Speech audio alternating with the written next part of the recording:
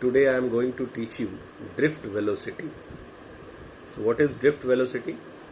Let's see. Drift velocity क्या होता है? It is the average velocity. It is the average velocity occupied by the electrons.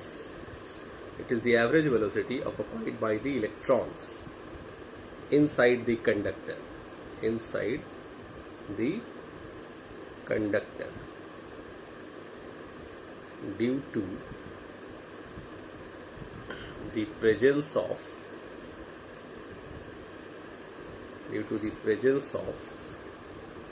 external electric field. External electric field. तो drift velocity होता क्या है? एक average velocity है जो कौन एक्योपाई करता है? इलेक्ट्रॉन एक्योपाई करता है. कहाँ एक्योपाई करता है? Inside the conductor. कब एक्योपाई करता है? तो due to the presence of external electric field. Situation हम लोग ऐसे देखते हैं. Suppose we have a conductor. Suppose we have a conductor. Suppose ये कोई कॉपर वायर है जिसका लेंथ L मीटर है. क्रॉस सेक्शन एरिया A होगा. It is connected with a source. Suppose it is connected with a source cell having voltage V volt. Plug key. This is the closed circuit. When circuit is open, जब circuit open है तब conductor के cross कोई electric field नहीं होगा, यानी ये positive terminal नहीं होगा और ये नेगेटिव टर्मिनल नहीं होगा. जैसे ये सर्किट क्लोज होगा तो ये चूंकि पॉजिटिव टर्मिनल है तो ये पॉजिटिव टर्मिनल हो जाएगा और ये नेगेटिव टर्मिनल हो जाएगा. लेकिन अभी सर्किट ओपन है. इस समय कंडक्टर में as we all know that there are so many free electrons and they moves randomly in all direction. बहुत सारा फ्री इलेक्ट्रॉन्स है and they all move randomly in all direction. सबका सब randomly move कर रहा होगा when switch is open. But when switch is closed, जैसे ही स्विच को हमने क्लोज किया, नेक्स्ट फिगर में हम लोग देखते हैं कि जैसे ही स्विच को क्लोज किया जाता है, फिर से हमने वही कंडक्टर बनाया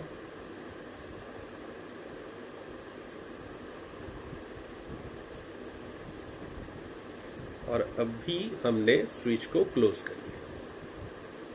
तो जैसे ही स्विच क्लोज किए, ये पॉजिटिव टर्मिनल है तो ये एंड कैसा हो गया?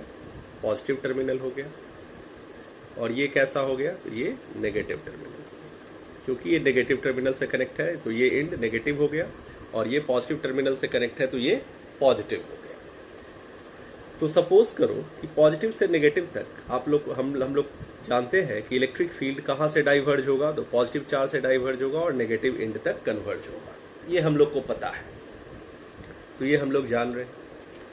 सपोज करते हैं कि इस कंडक्टर के भीतर कोई एक इलेक्ट्रॉन है. जब इलेक्ट्रिक फील्ड अप्लाई नहीं किए थे तो ये जिग जैग किधर जा रहा था? कहीं जा रहा था. सपोज ये इस साइड जा रहा था. लेकिन जैसे ही इलेक्ट्रिक फील्ड अप्लाई किए, now it is at rest. ये रुका तो इसका वेलोसिटी क्या हो गया? 0 हो गया. Suddenly it experience of force. ये इस पॉइंट पे यहां से यहां पहुंचा, वैसे ही इलेक्ट्रिक फील्ड ऑन हो गया. इलेक्ट्रिक फील्ड ऑन हुआ मीन्स इलेक्ट्रिक फील्ड क्रिएट हुआ और इलेक्ट्रिक फील्ड इस इलेक्ट्रॉन पे फोर्स लगाया. किधर लगाएगा? Opposite to it. Electric field electron पे फोर्स अपने अपोजिट लगाता है तो इस तरफ ये मूव करना शुरू किया. तो इसका स्टार्टिंग वेलोसिटी क्या था? It start from rest. तो इनिशियल वेलोसिटी हम लोग u मानते हैं और u कितना हो गया? 0. Suppose it starts with v1. Suppose it moves with v1 speed.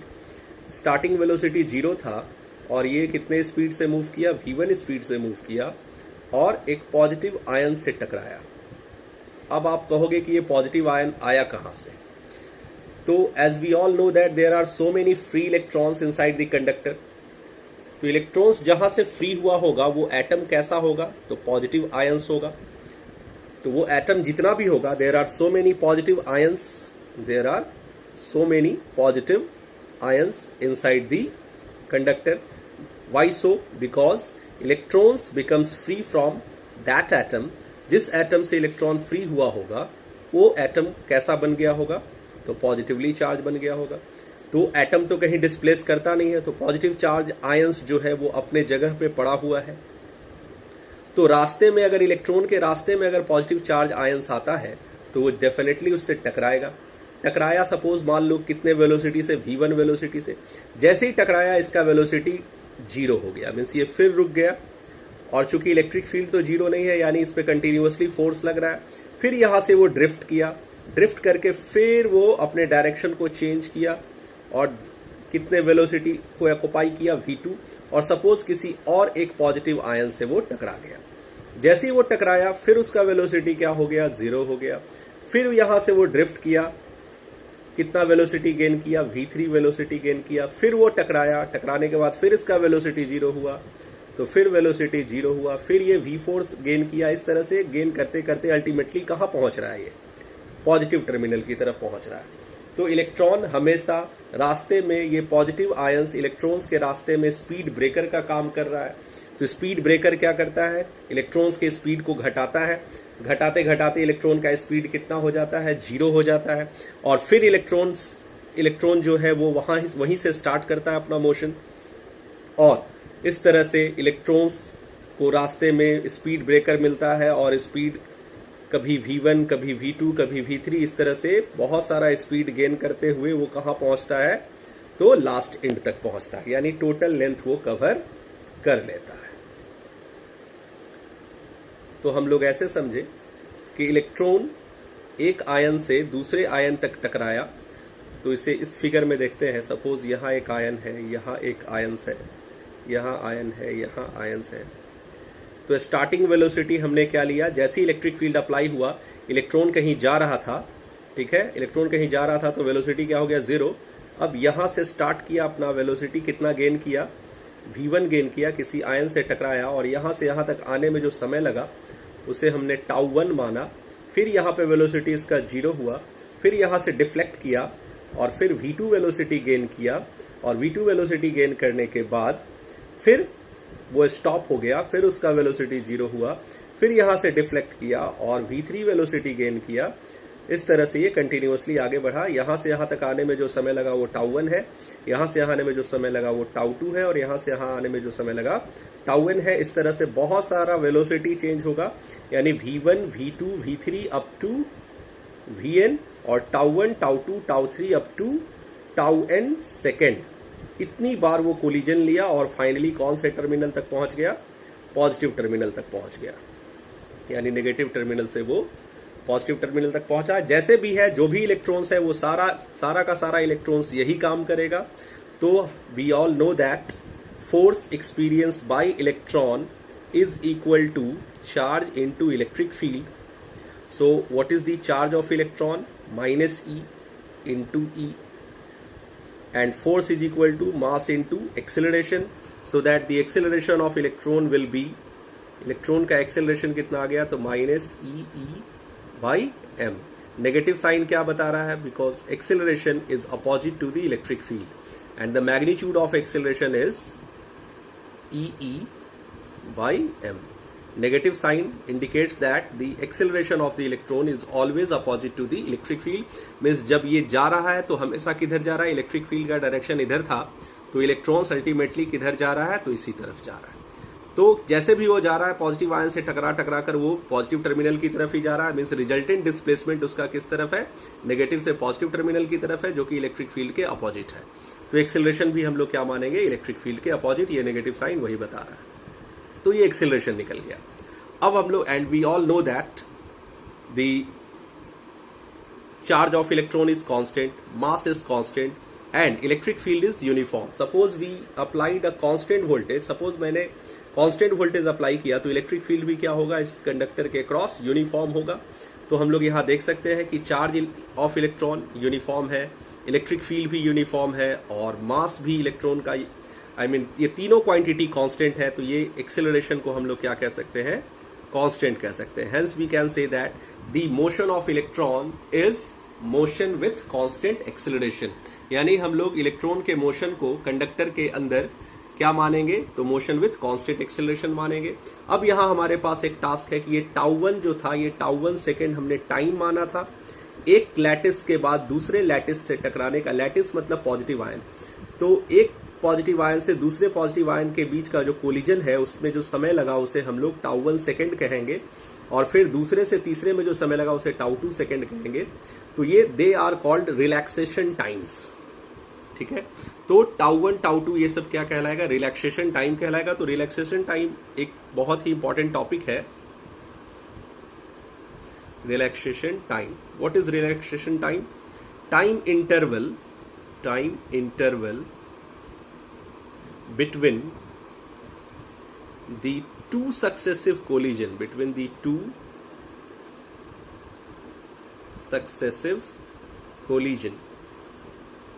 of electron and positive ions। यानी इलेक्ट्रॉन्स और पॉजिटिव आयंस के बीच दो सक्सेसिव कोलिजन जो होता है उसके बीच के समय को हम लोग रिलैक्सेशन टाइम कहते हैं। तो अब ये जो इक्वेशन ऑफ मोशन हम लोग कंसीडर करेंगे वो इक्वेशन ऑफ मोशन कैसा होगा, तो मोशन विथ कांस्टेंट एक्सेलरेशन का फॉर्मूला हम लोगों को पता है, v is equal to u plus at। तो सपोज पहला वेलोसिटी अगर हमने v1 माना है और इनिशियल वेलोसिटी मुझे पता है 0, क्योंकि इलेक्ट्रॉन जब भी टकरा के स्टार्ट होता था तो उसका वेलोसिटी 0 होता था, और एक्सेलरेशन हमारे पास कितना है, तो माइनस ई बाई एम, और पहला टाइम हमारे पास क्या है, टाउ1। सिमिलरली v2 कितना हो जाएगा, v2 is equal to 0 plus minus acceleration तो वही रहेगा क्योंकि एक्सेलरेशन यूनिफॉर्म है, सिर्फ टाइम बदल जाएगा, टाउ2।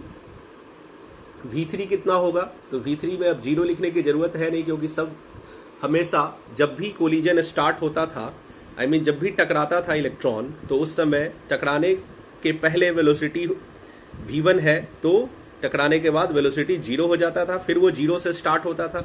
यानी जब जब वो स्टार्ट होता था उसका इनिशियल वेलोसिटी क्या होता था, 0। उसी तरह से v3 को हम लोग लिख सकते हैं directly minus E by M tau three. ये कितना होता, minus E by M tau one. ये कितना होता, minus capital E by M tau two. Similarly if there are nth collision, then what will be the value of nth velocity? Nth velocity will be minus e by m tau n, where tau1, tau2, tau3 up to tau n, they are relaxation time. They are relaxation times. ये सब relaxation time है। Hence we can say that drift velocity will be the average velocity। तो average velocity क्या होता है, v1 plus v2 plus up to how many velocities, vn up to vn by number of velocity। तो n से हमने divide भी किया। तो ड्रिफ्ट वेलोसिटी एक एवरेज वेलोसिटी है। इसमें हम लोगों ने क्या किया, इसमें हमने सारे वेलोसिटी को ऐड किया और नंबर ऑफ वेलोसिटी से डिवाइड किया, तो ये एक एवरेज वेलोसिटी आ गया। तो ड्रिफ्ट वेलोसिटी का मतलब होता है एवरेज वेलोसिटी। तो v1 कितना था, तो v1 आप देखो ई बाई एम टाउ1 था। v2 कितना था, तो ई बाई एम टाउ2 था। v3 कितना था, ई बाई एम टाउ3 था। इस तरह से माइनस ई बाई एम जो है वो कॉमन आता चला जाएगा। तो minus E by M common आ गया, और यहां बचेगा tau one plus tau two plus tau three plus up to tau n divided by n। तो इसे हम लोग कह सकते हैं कि sum of all the relaxation time by number of time. So it can be states as E by M, and the sum of all the relaxation time divided by number of time is known as average relaxation time। जैसे आप लोग जानते होंगे कि किसी भी चीज का एवरेज कैसे निकाला जाता है, तो एवरेज निकालने के लिए हम सारे टाइम्स को हमने क्या किया, ऐड कर दिया। चूंकि देख रहे हैं कि सारा टाइम एक दूसरे से ऐड हो जा रहा है बाई नंबर ऑफ टाइम, तो ये पूरा क्वांटिटी क्या बन जाएगा, एवरेज रिलैक्सेशन टाइम। तो आप यहां लिख सकते हो where tau dash called average relaxation times, average relaxation time. So drift velocity now becomes EE by m tau dash. और इसे और हम ऐसे भी लिख सकते हैं, चार्ज ऑफ इलेक्ट्रॉन कांस्टेंट है, किसी भी चीज का एवरेज वैल्यू वो कांस्टेंट होता है, टाइम तो वेरिएबल होता है बट उसका एवरेज अगर हम निकालें तो वो कांस्टेंट हो जाएगा, डिवाइडेड बाय m। ये पूरा टर्म कांस्टेंट है। और इलेक्ट्रिक फील्ड, ये कैपिटल E जो है हम इसे बाद में लिखते हैं, ये इलेक्ट्रिक फील्ड हम पे डिपेंड करता है। अगर हम सेल का वोल्टेज ज्यादा रखेंगे, अगर हम सेल का वोल्टेज ज्यादा रखेंगे तो इलेक्ट्रिक फील्ड बढ़ जाएगा, सेल का वोल्टेज कम रखेंगे तो इलेक्ट्रिक फील्ड घट जाएगा। तो electric field depend on us, हम पे डिपेंड करता है कि अगर हम सेल के वोल्टेज को बढ़ाते या घटाते हैं तो इलेक्ट्रिक फील्ड बढ़ता है या घटता है। तो इलेक्ट्रिक फील्ड को हम लोग अलग करके रखें तो ये पूरा टर्म हमारे बस में नहीं है, ये पूरा टर्म क्या होगा, तो ये कांस्टेंट ही रहेगा। तो आप कह सकते हो कि ड्रिफ्ट वेलोसिटी का ये फॉर्मूला हो गया जिसमें E tau dash by m क्या है, कांस्टेंट है। अब यहां पे नेगेटिव साइन आपको क्या शो कर रहा है कि drift velocity is always opposite to applied external field. Velocity है तो इसका यूनिट क्या होगा, metre per second. Hence we can say that drift velocity is always opposite to applied electric field. ऐसा कहा जा सकता है कि ड्रिफ्ट वेलोसिटी, नेगेटिव साइन क्या बताता है, तो नेगेटिव साइन यही बताता है कि ड्रिफ्ट वेलोसिटी इलेक्ट्रिक फील्ड के हमेशा अपोजिट होगा। अब यहां पे हम लोग एक चीज देख रहे हैं, ये ड्रिफ्ट वेलोसिटी का आंसर हो गया, यानी ड्रिफ्ट वेलोसिटी जो टॉपिक हमने पढ़ाया आपको, तो ड्रिफ्ट वेलोसिटी इतना होता है इलेक्ट्रॉन का। तो what is drift velocity, average velocity occupied by the electrons inside the conductor in the presence of external electric field. तो एक्सटर्नल इलेक्ट्रिक फील्ड हमने दिया तो इलेक्ट्रॉन्स अपने रास्ते से जिगजैग मोशन जो इलेक्ट्रॉन्स का था उस रास्ते को छोड़ा और धीरे धीरे वो किस टर्मिनल की तरफ बढ़ा, पॉजिटिव टर्मिनल की तरफ बढ़ा, क्योंकि उस पर फोर्स लगा opposite to the electric field. और जैसे जैसे वो आगे बढ़ रहा था रास्ते में उसे पॉजिटिव आयंस मिलता गया। पॉजिटिव आयंस कहां से आया, तो इलेक्ट्रॉन्स जिस एटम से फ्री हुआ होगा वो एटम का नेचर क्या होगा, तो पॉजिटिव चार्ज होगा वो। तो इस तरह से बहुत सारा पॉजिटिव आयंस इस कंडक्टर में होगा जो स्पीड ब्रेकर का काम करेगा, इलेक्ट्रॉन के स्पीड को घटाएगा। यानी जब जब इलेक्ट्रॉन स्पीड गेन करेगा, टकराने के बाद वो फिर जीरो हो जाएगा, फिर गेन करेगा, फिर जीरो हो जाएगा। इस तरह से वो जीरो से स्टार्ट होता है और हर कोलिजन के बाद वो फिर जीरो हो जाता है, लेकिन अपना स्पीड गेन करता है V2, V1, V2, V3 up to Vn। और कोलिजन के बाद उसका स्पीड क्या रहता था, जीरो से वो स्टार्ट लेता था, हर जगह जीरो से वो स्टार्ट ले रहा है। इस तरह से हम लोग एक्सेलरेशन पहले हमने निकाला कौन से फॉर्मूला से, F बराबर QE से, F इक्वल्स टू ma होता है। तो एक्सेलरेशन हमारे पास ये आ गया, और एक्सेलरेशन नेगेटिव इसलिए है क्योंकि एक्सेलरेशन इलेक्ट्रिक फील्ड के अपोजिट है।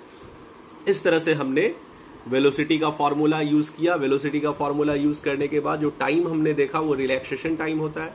तो रिलैक्सेशन टाइम क्या होता है, तो दो कोलिजन के बीच का जो समय होता है इलेक्ट्रॉन और पॉजिटिव आयंस के बीच का, वो रिलैक्सेशन टाइम कहलाता है। अब हमारे पास ये जो कांस्टेंट है where E tau dash by m is a constant called the mobility of the electrons। mobility कहलाता है ये, mobility of the electrons, यानी इलेक्ट्रॉन्स का ये मोबिलिटी कहलाता है। मोबिलिटी को हम लोग म्यू से डिनोट करते हैं, and it is equal to E tau dash by m। ये मोबिलिटी हुआ। So above equation can be written as drift velocity now can be written as mu E.